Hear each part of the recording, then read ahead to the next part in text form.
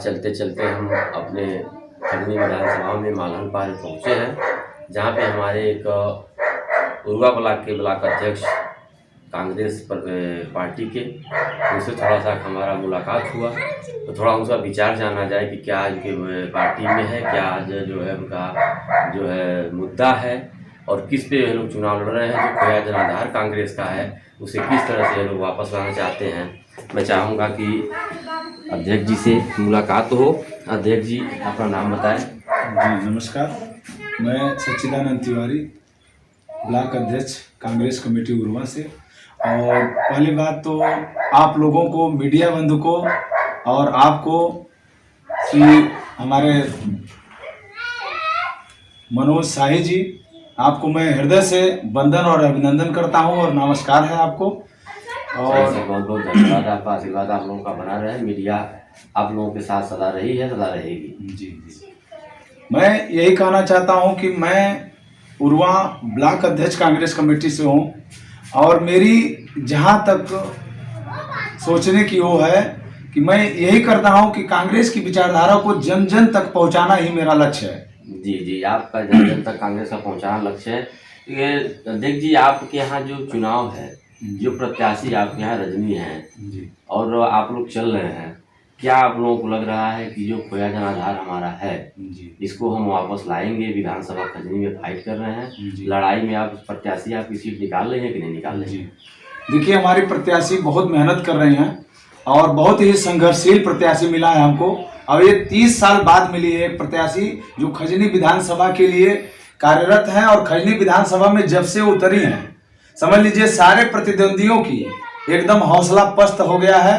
और हमारी रजनी, जो श्रीमती रजनी देवी माननीय प्रियंका गांधी जी के द्वारा, उनके कर कमलों द्वारा यहाँ खजनी विधानसभा में उतारा गया है और उन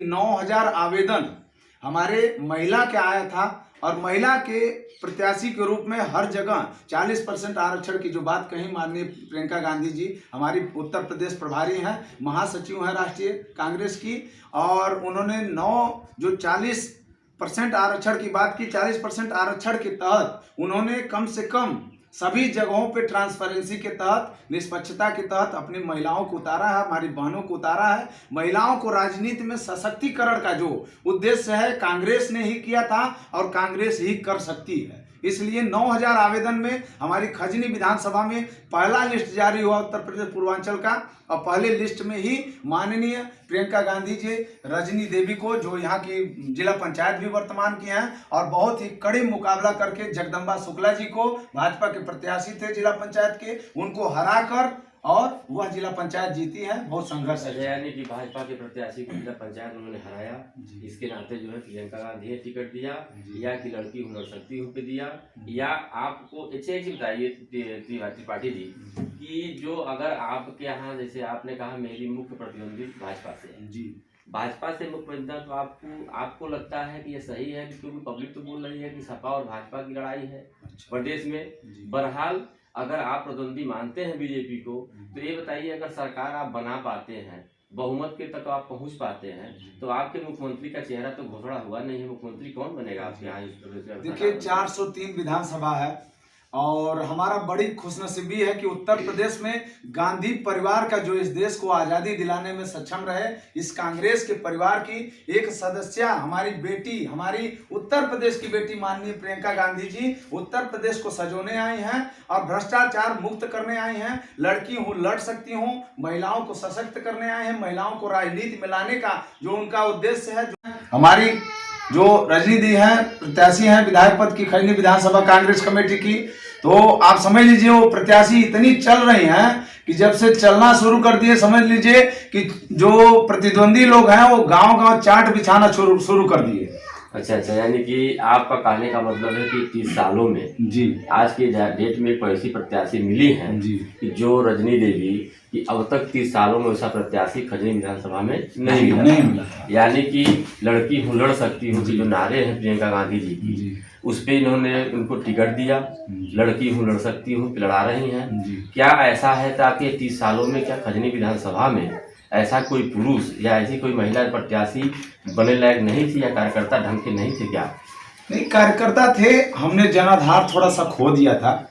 उत्तर प्रदेश की पूर्वांचल में जो कांग्रेस की जो पैठ थी वह माननीय स्वर्गीय वीर बहादुर सिंह के बाद हमारे आखिरी मुख्यमंत्री एन.डी. तिवारी जी थे, और उनके कार्यकाल के बाद थोड़े से कार्यकर्ता लोग जैसे वो हो गए थे, मायूस हो गए थे। उसके बाद सपा, बसपा, भाजपा, ये तीनों लोग 33 साल से कार्य कर रहे हैं और जनता को अपने जातिवाद के मुद्दे पे लड़ाई लड़ा रहे हैं। कांग्रेस अब जो 32 सालों में आई है, और कांग्रेस देखिए माननीय प्रियंका जी का नेतृत्व जब से आया है उत्तर प्रदेश में, तब से कांग्रेस के कार्यकर्ताओं में एक अजीम शक्ति पैदा हुई है और अजीम उत्साह पैदा हुआ है, और ये चाहते हैं कि कांग्रेस को स्थापित पुनः हम लोग अपना जनाधार खोया हुआ जो था आज वापस लाने की एक मुहिम जारी है। और प्रियंका जी लड़की हूँ, लड़ सकती हूँ नारा दिए हैं, और यही जो विपक्षी दल है, भाजपा के मुख्य विपक्षी दल हमारे हैं, और विपक्षी दल यही कहते हैं कि उत्तर प्रदेश में इनके पास महिला कहाँ कैंडिडेट है, महिला कहाँ दे पाएंगे।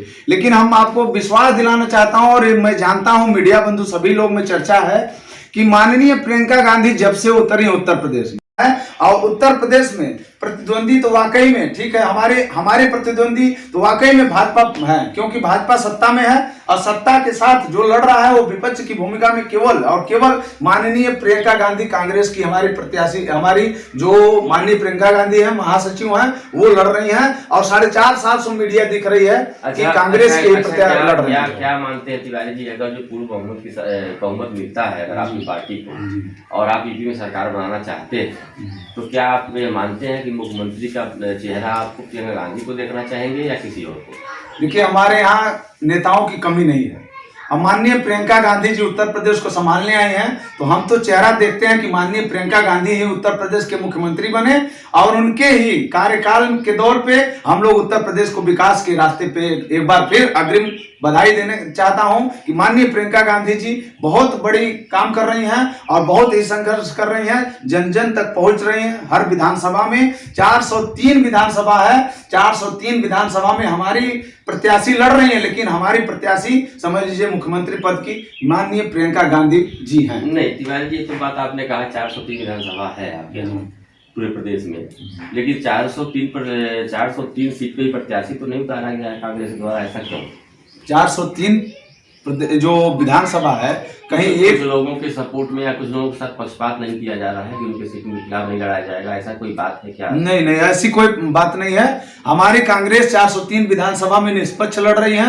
अभी जो सीट नहीं क्लियर हुआ है, तीसरे चौथे दौर का जो चुनाव, दूसरे दौर का चुनाव हो गया, आज 18 है, 20 को हम जानते हैं एक दौर का चुनाव है, तो 6वें चरण 7वें चरण तक वो प्रत्याशी कैंडिडेट डिक्लेयर कर दी जाएगी। ऐसा कोई नहीं है कि पक्षपात किसी के साथ किया जा रहा है कि वो है तो उनके खिलाफ ना लड़ाया जाए। हमारी 403 विधानसभा है, 403 विधानसभा में हमारी प्रियंका जी लड़ रही हैं, हमारे प्रत्याशी लड़ रहे हैं, कार्यकर्ता लड़ रहे हैं, और हमारा गठबंधन केवल और केवल जनता के साथ है, जन के साथ। बहुत बहुत बढ़िया है। आपके कहने का मतलब है कि अगर सरकार बनना कंडीशन आती है तो मुख्यमंत्री का चेहरा माननीय प्रियंका गांधी जी होंगी जी, और आप 403 विधानसभा पे चुनाव लड़ रहे हैं, और 27 साल जो 32 साल 33 साल जो खोया हुआ जनाधार कांग्रेस का है, उसे आप लोग वापस लाना चाहेंगे क्या? 2022 में वापस आने की संभावना है क्या? एकदम आने की संभावना है, और इस बार हम चाहते हैं, हम जानते हैं कि हम लोग जितना लड़ाई लड़े हैं उसके हिसाब से हमको सीट हमारी सरकार बनने जा रही है, और हम बनाने की कोशिश कर रहे हैं, हमारे कार्यकर्ता लड़ रहे हैं। चलिए, बहुत बहुत आभार आपका, बहुत बहुत धन्यवाद आपका त्रिपाठी जी, आपने अपनी कीमती समय निकाल के हमको थोड़ा समय दिया। और आप, मैं जानता हूँ चुनाव का समय है, आपके पास टाइम बहुत कम होगा, इस समय भाग दौड़ ज़्यादा होगा। मैं अपने कैमरामैन सहयोगी रुपेश जी के साथ मनोज शाही DBR न्यूज़ से फिर मैं अगले कवरेज के लिए कहीं से आपको मैं नया चीज़ दूंगा। ओके सर, धन्यवाद।